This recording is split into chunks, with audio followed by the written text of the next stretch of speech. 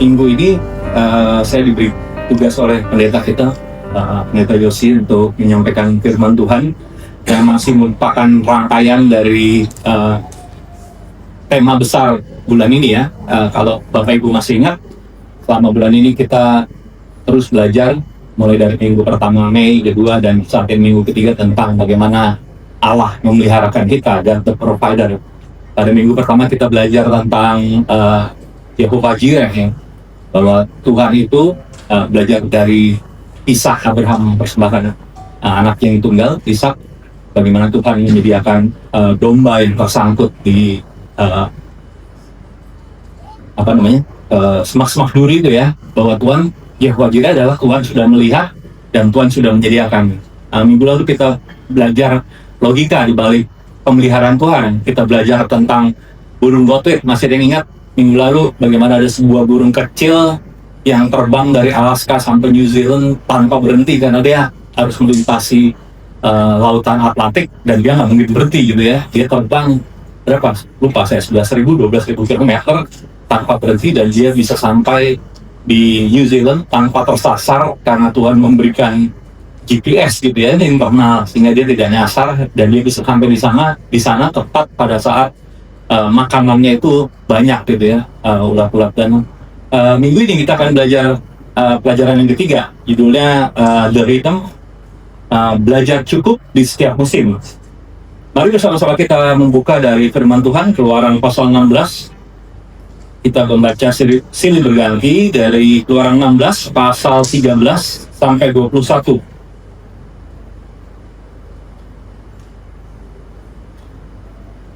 Sudah dapat Bapak Ibu? Keluaran pasal 16 ayat 13 sampai 21. Mari kita membacakan silih berganti, kaum pria ayat 13, kaum wanita ayat 14, dan demikian selanjutnya sampai ayat 21. Mari kaum pria kita mulai, 1, 2, 3. Pada waktu petang datanglah berduyun-duyun burung puyuh yang menutupi perkemahan itu, dan pada waktu itu terletaklah embun sekeliling perkemahan itu.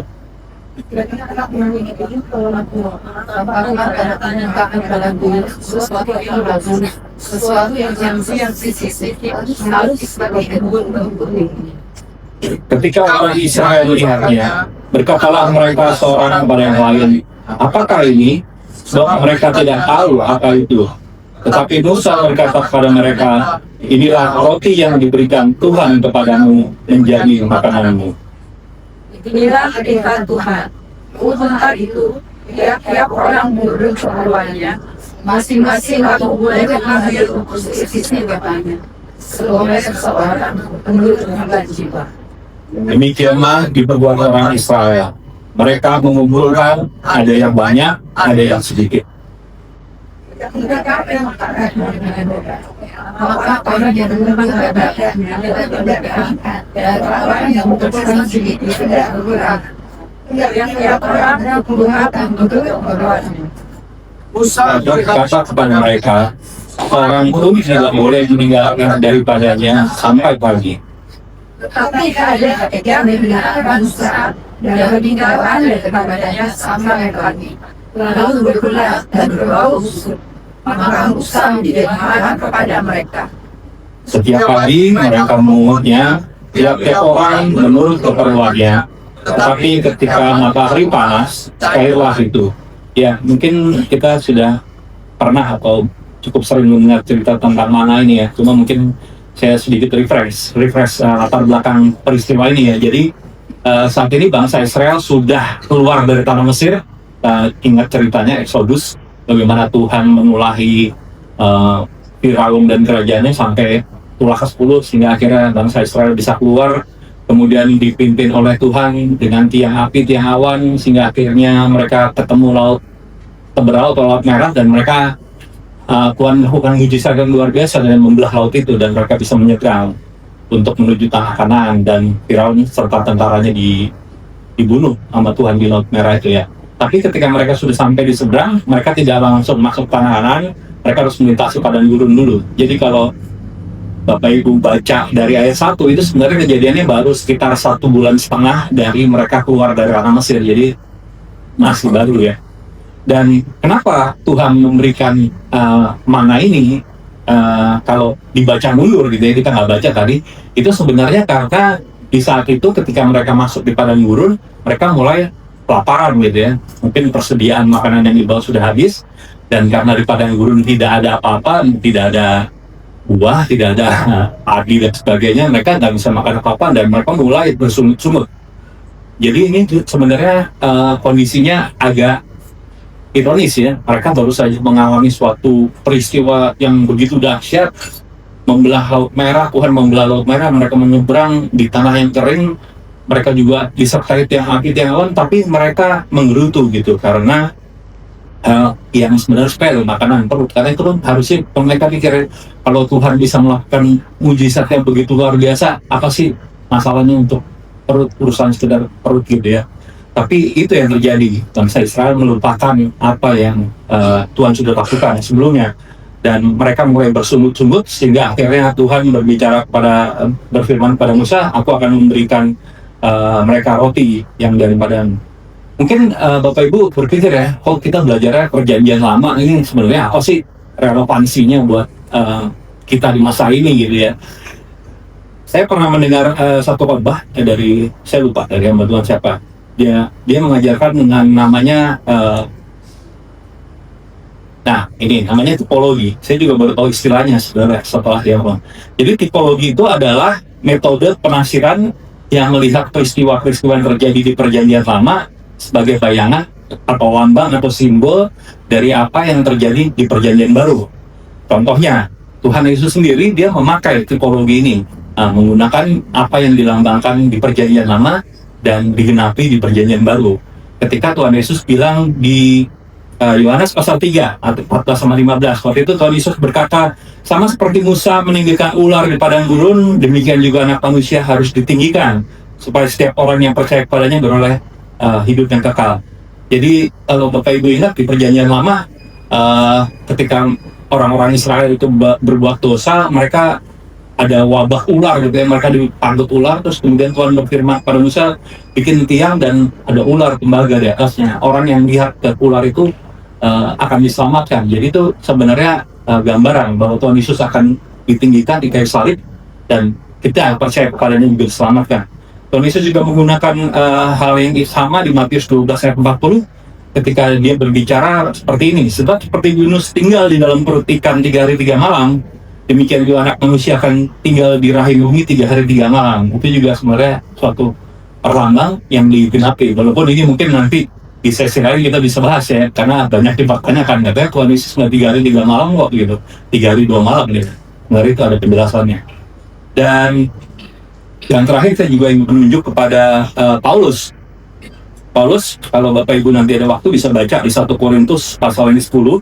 Di situ Rasul Paulus menjelaskan judul perikopnya adalah Israel sebagai peringatan bagi orang-orang Kristen. Jadi apa yang terjadi pada bangsa Israel itu juga menjadi pelajaran buat orang-orang Kristen di zaman perjanjian baru untuk menghindari dosa-dosa apa yang telah dilakukan oleh Israel. Waktu mempelajari pelajaran pada hari ini, saya selalu ingat perbandingan seperti ini yang saya pernah dengar dalam sebuah khotbah.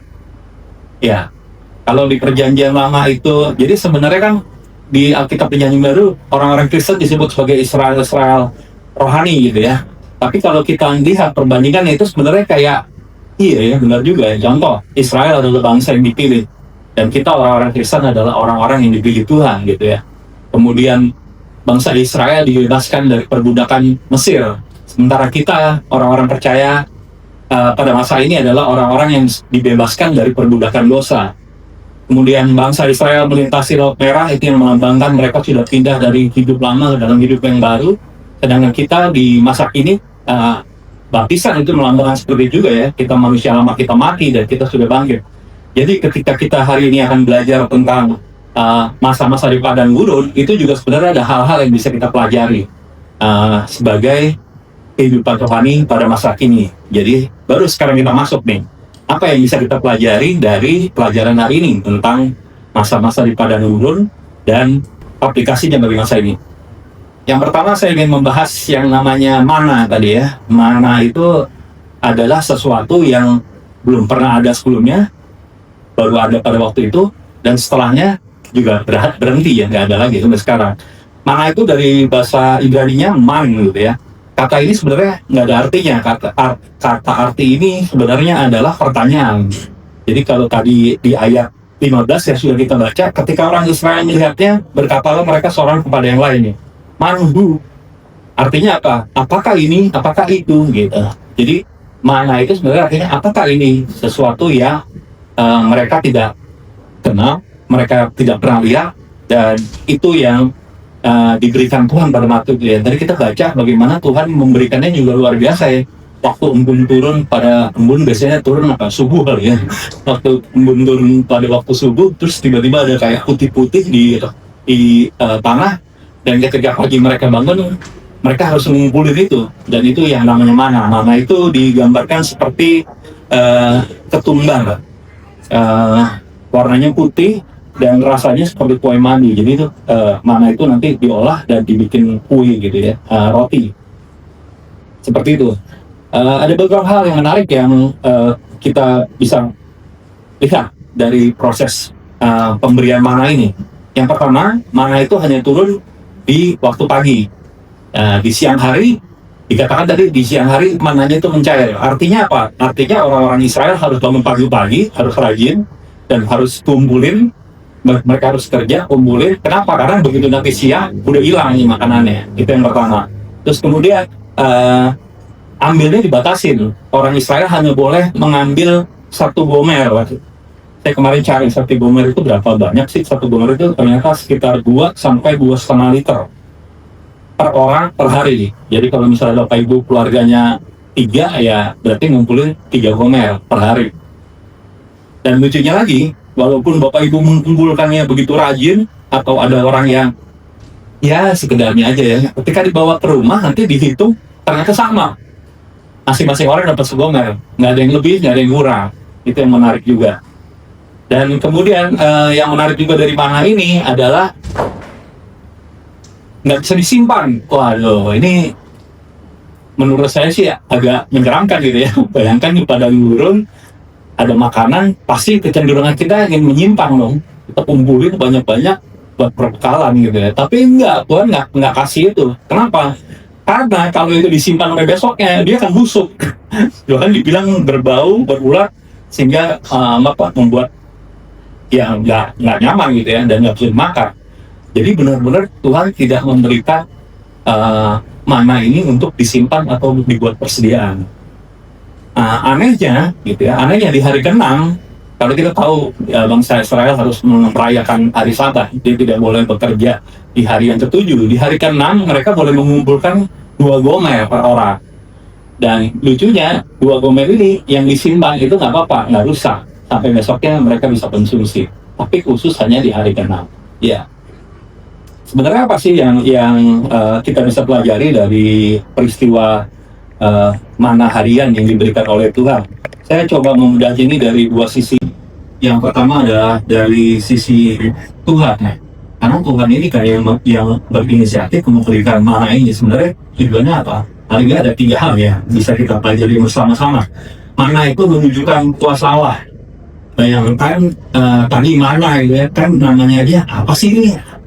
Nggak ada yang tahu gitu. Jadi Tuhan meng-create something from nothing ya. Tuhan meng-create sesuatu yang baru, berkat yang baru yang tidak pernah dikenal oleh orang-orang pada masa itu, bahkan sampai masa sekarang. Tuhan menunjukkan kuasanya, artinya kalau Tuhan mau, Tuhan bisa memberikan berkat out of nowhere itu, dari mana aja Tuhan bisa berikan itu buat kita, anak-anak yang percaya kepadanya. Dia bisa ciptakan mana dalam kehidupan kita yang nggak pernah kita pikirkan atau nggak pernah kita tahu caranya. Yang kedua, mana ini melambangkan pemeliharaan. Dari kita udah lihat ya bagaimana Tuhan menyediakan mana itu nggak sekaligus. Sebenarnya kan bisa aja Tuhan kasih banyak, masukin ke karung, lumayan buat sebulan gitu, sebulan. Enggak, Tuhan mengajar mereka setiap hari. Artinya apa? Dia mau menunjukkan bahwa dia adalah Allah yang memelihara kita dari hari ke sehari gitu ya. Dan di sini tujuannya apa? Nanti kita akan sama-sama belajar bahwa tujuannya ini adalah agar anak-anaknya atau umat Israel pada waktu itu bergantung sepenuhnya kepada Tuhan. Bergantungnya kapan? Bergantungnya setiap hari, nggak sebulan sekali, nggak seminggu sekali, atau setahun sekali. Setiap hari kita harus belajar bergantung pada Tuhan. Dan yang poin ketiga yang ingin disampaikan oleh Tuhan melalui peristiwa mana ini adalah bukti kesetiaan Tuhan. Bayangin, ini Tuhan setiap hari menyediainya. Jadi kalau bayangin kalau Bapak Ibu harus menyediakan makanan, mungkin ada yang punya anak pun gitu kan, tiap hari harus dibikinin makanan gitu ya. Nah Tuhan melakukan itu, hal yang sama. Dia menunjukkan kesetiaannya dengan memberikan mana setiap hari. Dan yang menarik, kita tahu sekarang bahwa pemberian ini kan baru nih ya, mana pertama kali turun nih tadi kita baca. Tapi kemudian kita tahu ceritanya bagaimana ketika ada Tuhan meminta 12 pengintai ke Kanaan, kita udah belajar juga waktu itu ya. Ternyata 10 orang ini bilang tanah Kanaan susah untuk ditaklukkan, tidak mungkin, orangnya besar-besar, hanya Kaleb dan Yosua yang percaya. Akibatnya Tuhan marah, Tuhan menghukum orang-orang yang umurnya 40 tahun ke atas tidak akan masuk ke dalam Kanaan. Dan mereka harus ngapain? Mereka harus keliling di padang gurun selama 40 tahun. Tetapi selama 40 tahun itu tidak sehari pun Tuhan menghentikan pemeliharaannya. Bayangin, orang Israel udah berdosa, masih pelihara Tuhan, bukan seminggu 2 minggu, 40 tahun lamanya pelihara Tuhan. Jadi peristiwa mana ini sebenarnya menunjukkan bagaimana pemeliharaan Tuhan, kesetiaan Tuhan kepada umatnya yang dia tunjukkan. Kemudian pertanyaannya, buat kita manusia apa sebenarnya Tuhan ingin sampaikan melalui peristiwa mana harian? Pasti Tuhan punya maksud, dan itu memang benar gitu ya. Kalau Bapak Ibu baca di Keluaran 16 ayat 4 dikatakan seperti ini.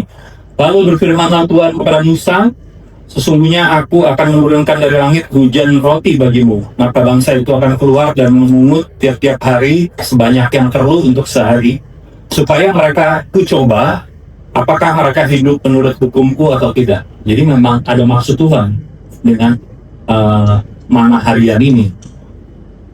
Saya coba mendefinisikan atau mencari gitu, kira-kira apa sih yang Tuhan ingin kita belajar dari peristiwa mana. Tadi saya sudah sebut, yang pertama adalah ketergantungan penuh. Ya, karena nggak ada kata ketergantungan di Alkitab yang kemarin saya coba cari, saya akhirnya cari dari bahasa Inggris. Kalau Bapak Ibu perhatikan nih, dalam bahasa Inggris ketergantungan itu dependence atau dependency gitu ya. Yang menarik kalau lihat di kamus bahasa Inggris itu sinonimnya, dia ada beberapa sinonim itu apa ya, kata-kata yang artinya sama gitu ya. Itu ada subordination yang artinya tunduk, kemudian ada subjection yang artinya takluk, dan ada bondage yang artinya seperti perhambaan. Jadi ketergantungan di sini maknanya bukan seperti kita bergantung di tiang begitu ya, tapi lebih dalam daripada itu ya. Itu seperti ketundukan, ketaklukan, kita menaklukkan diri, bahkan kita menghambakan diri pada Tuhan. Itu yang ingin disampaikan. Lalu ketergantungan seperti apa sih yang Tuhan inginkan? Kemarin saya coba cari do and don'ts gitu ya. Kita mulai dengan don'ts dulu, yang nggak boleh. Ketaklukan seperti apa yang Tuhan tidak suka atau tidak diinginkan kita lakukan. Kalau kemarin kita sedang membaca Alkitab dan tahun ya, sama-sama di gereja ini, kita kemarin baca waktu bagian-bagian bagaimana raja-raja gitu, kemudian bagaimana Tuhan ada yang dia hukum, ada yang dia berkati. Jadi beberapa hal yang saya ingat dari bacaan Alkitab selama setahun itu ada di Perjanjian Lama, ada 2 ayat yang saya ingat. Yang pertama dari Yeremia 17 ayat 5 dikatakan, terkutuklah orang yang mengandalkan Tuhan manusia yang mengandalkan kekuatannya sendiri. Terkutuklah orang yang mengandalkan manusia yang mengandalkan kekuatannya sendiri. Jadi yang nggak boleh kita lakukan adalah kita mengandalkan manusia. Mungkin kita mengandalkan bapak kita yang kaya, atau kita mengandalkan bos kita, atau kita mengandalkan pejabat siapa gitu, atau mengandalkan kekuatannya sendiri. Itu yang nggak boleh. Kemudian saya juga lihat di Yesaya 31 ayat yang 1 dikatakan seperti ini, celakalah orang yang pergi ke Mesir meminta pertolongan, yang mengandalkan kuda-kuda dan keretanya yang banyak. Nah ini juga ya, Nggak boleh Tuhan. Karena berkali-kali di perjanjian lama itu dibilang ketika raja-raja Israel atau Yehuda itu mulai mencari pertolongan pada kerajaan lain, justru di situ Tuhan menghancurkan mereka atau mengalahkan mereka. Jadi ini sesuatu yang tidak boleh mengandalkan kuda-kuda. Mungkin itu apa ya, kekayaan kita, kereta kita yang banyak, simpanan kita, deposito kita, atau kita punya rumah yang banyak, nggak boleh sama sekali. Itu juga sejalan dengan di perjanjian baru ada Lukas 12 ayat 15. Tuhan sendiri berkata, berjaga-jagalah dan waspadalah terhadap makan, sebab walaupun seorang berlimpah-limpah hartanya, hidupnya tidaklah tergantung daripada kekayaannya itu. Jadi yang nggak boleh kita lakukan adalah mengandalkan diri sendiri, mengandalkan kepandaian kita, mengandalkan kehebatan kita, pengalaman kita, atau harta benda kita. Lalu ketergantungan seperti apa yang Tuhan ajarkan harus kita lakukan? Ya, ketergantungan yang sepenuhnya pada Dia tanpa mengandalkan hal-hal yang lain gitu ya. Dan ketergantungan yang Dia inginkan itu kita bisa belajar sama-sama dari, saya rasa ini sudah sering juga dibahas, ketergantungan seperti seorang anak kecil. Dalam Markus pasal 10 ayat yang ke-15, Tuhan Yesus berkata, "Aku berkata kepadamu, sesungguhnya barang siapa tidak menyambut kerajaan Allah seperti seorang anak kecil, ia tidak akan masuk ke dalamnya." Coba sama-sama kita pelajari lebih dalam arti ayat ini. Yang pertama ada kata kerajaan Allah. Kerajaan Allah di sini maksudnya apa? Apakah kerajaan di surga? Apakah bangunannya? Apakah tempatnya? Ternyata kalau dilihat dari bahasa aslinya, saya nggak tahu bacanya benar apa enggak ya. Dan Basilean Teo, artinya kerajaan Allah, artinya pemerintahan Allah, otoritas Allah, pemerintahan Tuhan atas hidup manusia. Jadi kerajaan Allah di sini bukan berbicara tentang surga, bukan berbicara tentang tempat, tetapi berbicara tentang otoritas, kekuasaan Allah terhadap manusia, tentang tunduk kepada otoritas Allah. Apa yang kedua? Seperti anak kecil. Dalam bahasa Yunani, ini berasal dari kata paidia, anak kecil. Anak kecil yang di sini yang dimaksud anak kecil yang seperti apa? Itu kan anak kecil banyak gitu ya. Ternyata anak kecil di sini, paidia itu artinya anak kecil balita. Artinya anak yang masih sangat bergantung pada orang tuanya. Kata ini menggambarkan seorang anak yang polos, yang percaya dan bergantung penuh. Saya suka beberapa minggu lalu kayak sih pernah kasih gambaran gitu ya. Kalau kamu waktu masih kecil diajak mau beli sesuatu, kita beli handphone, kita nggak nanya kan sama bapak kita, kan bapak punya uangnya sih. Enggak, kalau bapak kita udah suruh mau beli, ya pasti dia akan menyediakan itu gitu ya. Seperti itu anak kecil. Ketika kita masih kecil, kita sangat percaya kepada ayah kita, pada orang tua kita, karena kita tahu bahwa orang tua kita, ayah kita adalah orang-orang yang sangat kita percaya, yang sangat kompeten, yang sangat punya power untuk bisa memberikan apapun yang kita butuhkan. Jadi kembali ke ayat ini, menyambut kerajaan Allah seperti seorang anak kecil itu artinya ada beberapa hal. Yang pertama adalah bergantung penuh pada Tuhan, bukan kepada hal lain. Kemudian percaya penuh pada Allah yang Maha Kuasa, bahwa Allah itu adalah Allah yang Maha Kuasa. Kita setiap kali episode kota kita nyanyi El Shaddai, Allah Maha Kuasa. Seperti itu juga ya. Kalau anak-anak kecil kan pasti dulu membayangkan bapaknya itu udah kayak Superman gitu ya, apa aja bisa gitu, apa aja kuat ya, dia bisa apapunnya. Seperti itu juga kita harus bergantung kepada Allah dengan sudut pandang seperti anak kecil yang percaya bahwa Allah atau Bapa dari surga adalah Allah yang Maha Kuasa, yang mampu melakukan segala hal. Dan yang ketiga dari ayat ini adalah belajar kerendahan hati untuk mengakui kuasa Allah di dalam hidup kita. Kenapa? Karena anak kecil itu pada masa itu anak kecil tidak dianggap gitu ya. Makanya itu sebabnya kalau baca Eriko Yesus bertemu dengan anak-anak kecilnya datang gitu ya, mau memeluk Yesus, tapi diusir sama murid-muridnya gitu ya. Kenapa? Karena anak-anak kecil memang ini nggak ada gunanya nih, buang-buang waktu. Tapi Tuhan justru bilang, datang anak-anak itu datang padaku.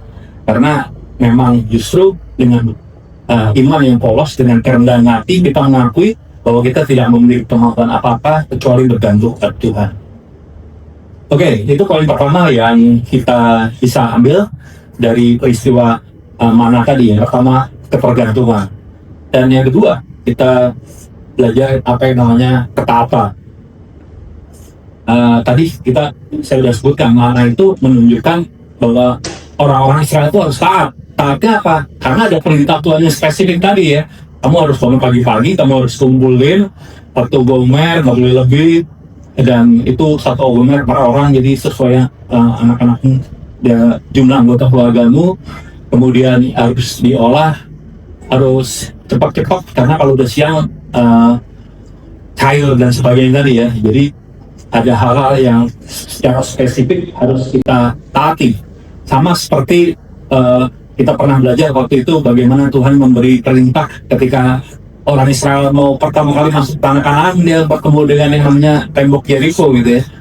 Kan itu kalau dipikir-pikir aneh banget gitu ya, perintah Tuhan gitu ya. Disuruh kelilingin, bukannya disuruh perang, disuruh kelilingin temboknya selama berapa, 7 hari ya. Hari pertama sampai hari ke-6 itu 1 kali, tapi nggak boleh bersuara. Jadi bayangin itu kelilingin tembok, dilihatin dari atas sama tentara musuh, itu kayak absurd banget sih menurut saya. Tapi bangsa Israel melakukan tepat persis seperti yang Tuhan katakan. Itulah yang namanya ketaatan.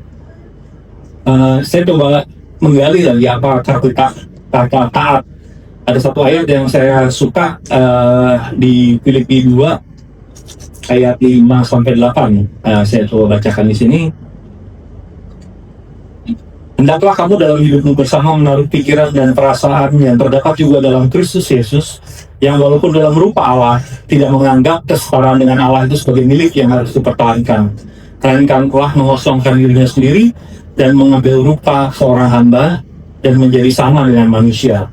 Dan dalam keadaan sebagai manusia, ia telah merendahkan dirinya dan taat sampai mati, bahkan sampai mati di kayu salib. Ini adalah contoh ketaatan yang ultimate ya, yang paling besar, yaitu ketaatan Tuhan Yesus sendiri. Kata taat di Filipi pasal 28 ini itu berasal dari kata haikos. Itu ada 2 bagian. Hipo artinya di bawah, dan ako mendengar, bukan akof ya, akof. Jadi di bawah dan mendengar. Jadi artinya taat itu kurang lebih artinya seperti kalau dalam arti harfiahnya itu mendengar di bawah. Gambarannya itu seperti kalau di Jogja itu ada keraton dan ada abdi gitu ya. Abdi kan rajanya duduk di atas, abdinya duduk di bawah gitu, mendengarkan petua. Seperti itu kurang lebih gambarannya. Jadi taat itu artinya bukan hanya sekedar melakukan perintah, tetapi sikap hati yang merendahkan diri dan tunduk sepenuhnya kepada otoritas yang ada di atasnya. Saya selalu ingat ajaran yang saya dapat dari guru sekolah minggu saya. Dulu ada guru sekolah minggu saya namanya almarhum Diakonios, gitu ya. Beliau adalah tentara angkatan udara. Dia mengajarkan ketaatan itu ada jenjangnya, ada tingkatannya gitu ya. Karena ini berdasarkan pengalaman dia dulu. Saya coba tulis kembali nih, tingkat ketaatan itu seperti apa. Yang pertama adalah ketaatan karena terpaksa gitu ya, tidak punya pilihan lain. Seperti tadi anak-anak kecil, dia kan nggak punya apa-apa, dia nggak bisa apa-apa. Ya udah, dia taat aja sama orang tuanya. Kalau nggak taat, ya nggak dikasih makan, nggak bisa sekolah dan sebagainya gitu ya. Jadi ketaatan yang paling rendah adalah ketaatan karena terpaksa. Kalau nggak mau, dia nggak punya pilihan lain, dia harus taat pada yang menyuruh dia. Kemudian ada tingkatan yang sedikit lebih tinggi, itu ketaatan karena takut hukuman gitu. Itu mungkin waktu kita sekolah gitu ya, kita takut sekolah, rambut nggak boleh panjang, hukum nggak boleh panjang, nggak dipukul gitu ya. Atau kita harus bikin PR, kita harus taat kenapa? Kalau nggak kita dihukum, suruh lain lah, disuruh apa gitu ya, sehingga takut. Atau mungkin di dalam, kalau dibawa ke dalam hal rohani, ketakutan akan neraka gitu ya. Ditakut-takutin gitu, kalau kamu nggak melakukan kewajiban ini, kamu akan masuk neraka. Atau kalau yang di Indonesia paling banyak apa? Atau polisi gitu ya. Lampu merah, kalau ada polisi, semua takut. Tapi begitu ada polisi, semua jalan gitu ya. Seperti itu takut, ketaatan karena takut akan hukuman. Kemudian yang ketiga adalah ketaatan karena mengharapkan imbalan. Ini udah agak sedikit naik lagi. Imbalannya apa ya? Kita taat sama orang tua karena kalau nggak nanti kita harus jadi mainan, seperti itu ya. Atau mungkin saya taat melakukan ajaran-ajaran agama saya. Karena kenapa? Karena saya pengen surga, saya pengen berapa 72 bidadari ya. Saya pengen seperti itu gitu ya. Itu ketaatan karena mengharapkan imbalan. Itu sudah lebih tinggi sedikit daripada ketaatan karena takut hukuman gitu ya. Terus kemudian ada yang tingkat lebih tinggi lagi, taat karena kesadaran diri. Kenapa dia sadar? Karena dia udah mulai taat, dia mulai sadar nih, kalau saya taat ada manfaat yang bisa saya lakukan. Contohnya ya sekarang saya gitu ya, saya mau olahraga, kenapa? Karena saya takut gula darah saya melonjak gitu.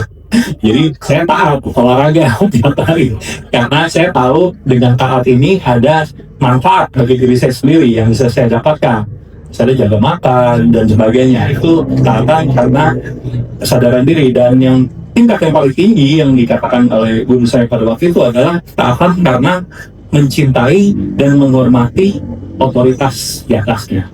Ini.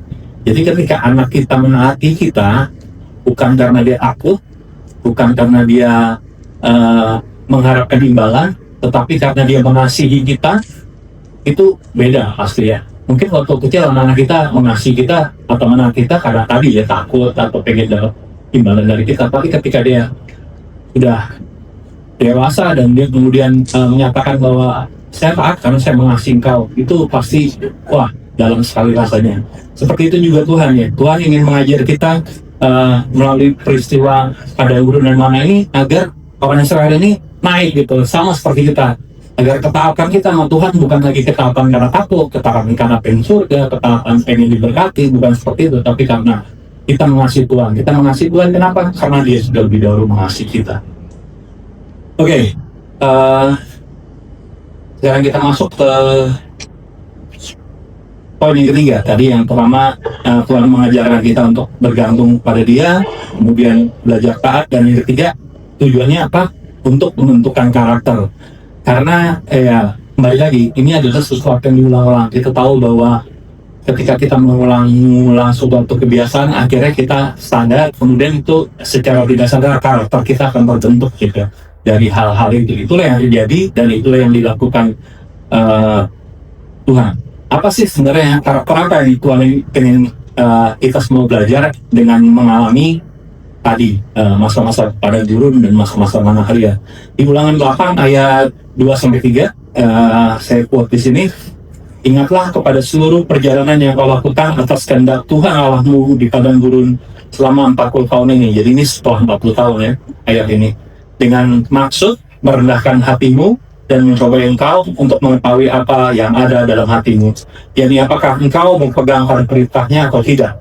Jadi ia merendahkan hatimu, membiarkan engkau lapar, dan memberi engkau makan tanah yang tidak kau kenal, dan yang juga tidak dikenal oleh nenek moyangmu.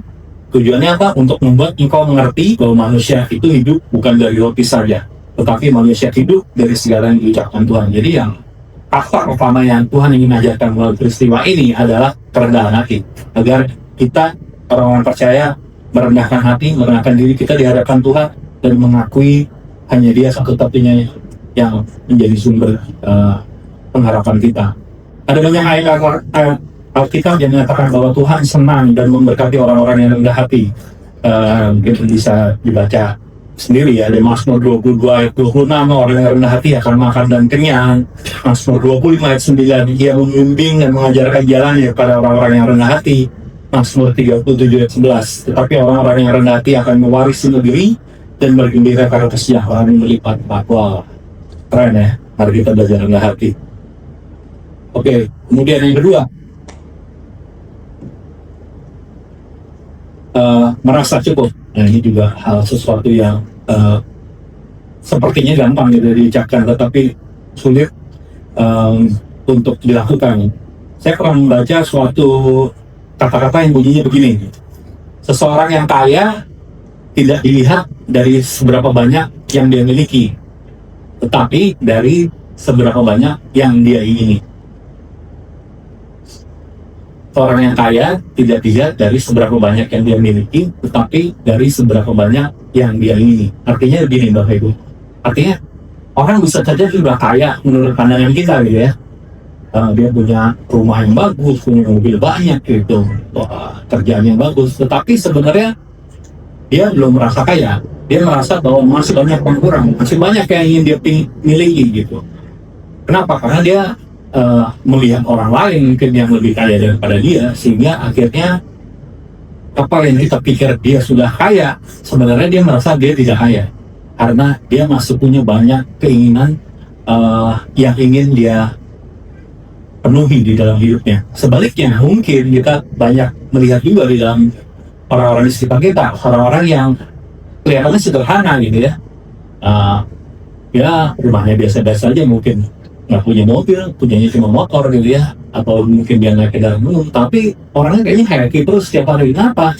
Karena dia udah nggak punya banyak yang dia inginin, dia merasa sudah cukup, dia sudah merasa bahwa apa yang Tuhan berikan, yang sudah Tuhan kasih di dalam hidup dia, udah cukup buat dia.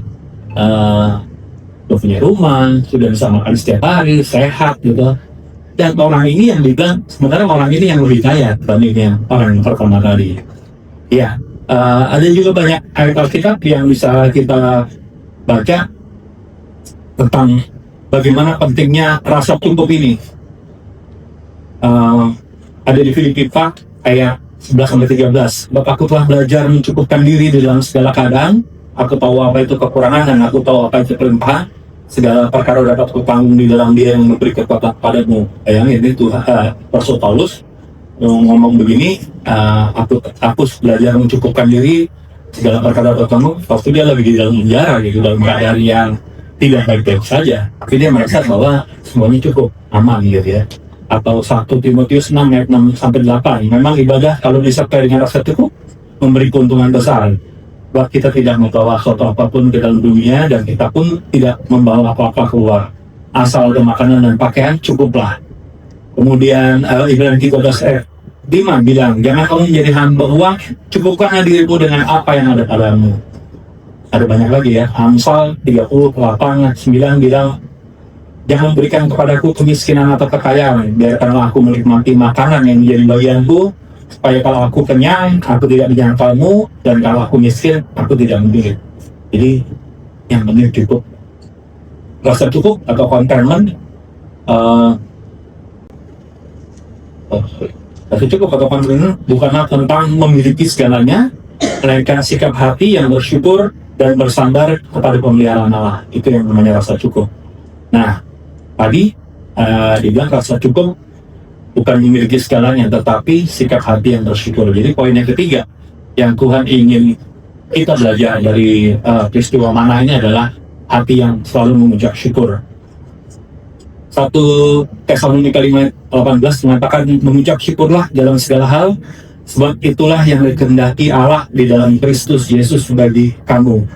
Dalam segala hal ya dibilangnya, baik hal yang enak, yang tidak enak, kekurangan, kelebihan, seperti tadi Paulus bilang ya, aku sudah belajar mencukupkan diri dalam segala sesuatu.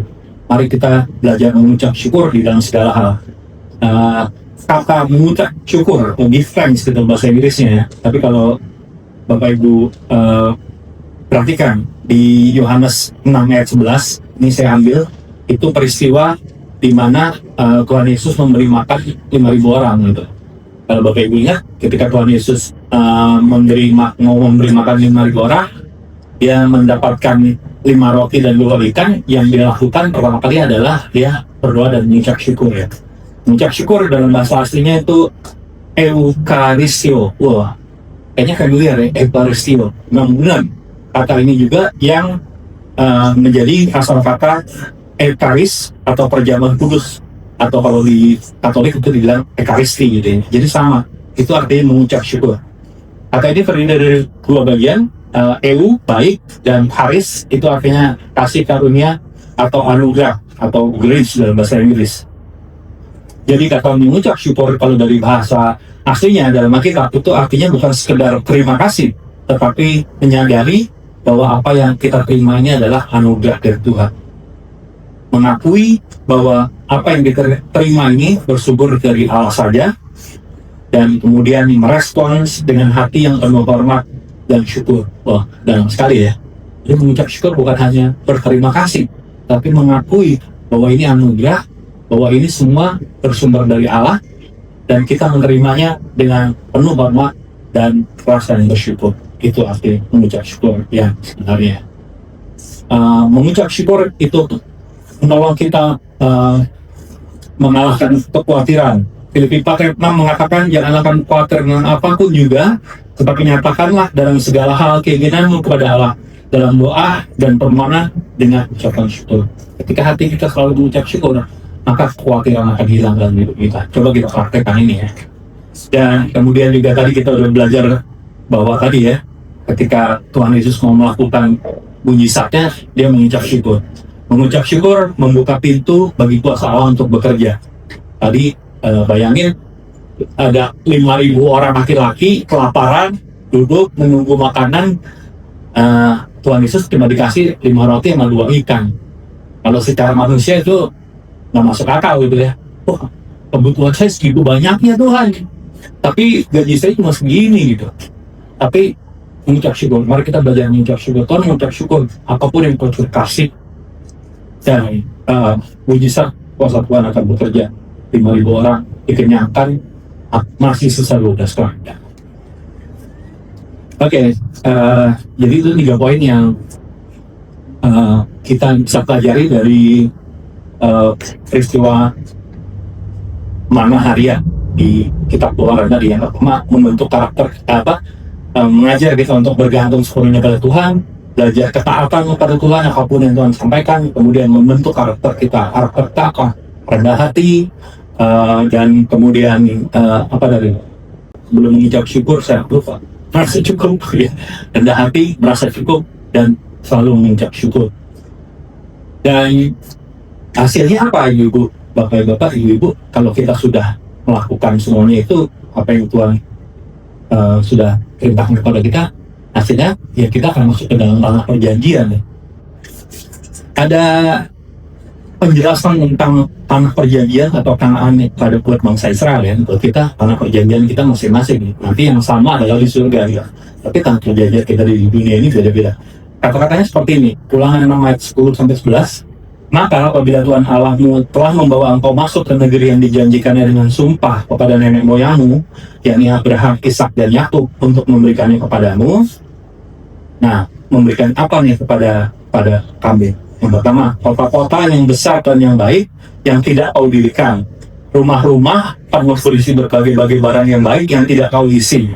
Sumur-sumur yang tidak kau gali. Kebun-kebun anggur dan kebun-kebun zaitun yang tidak kau tanam. Wah, buat saya ini luar biasa gitu ya. Yang bayangin mereka baru keluar dari padang gurun gitu ya. Terus kemudian Tuhan kasih, karena mereka udah taat, Tuhan kasih nih tanah perjanjian. Dapat kota, dapat ternak, dapat, wah, kalau baca di perjanjian lama itu luar biasa gitu ya. Apa aja dikasih sama Tuhan.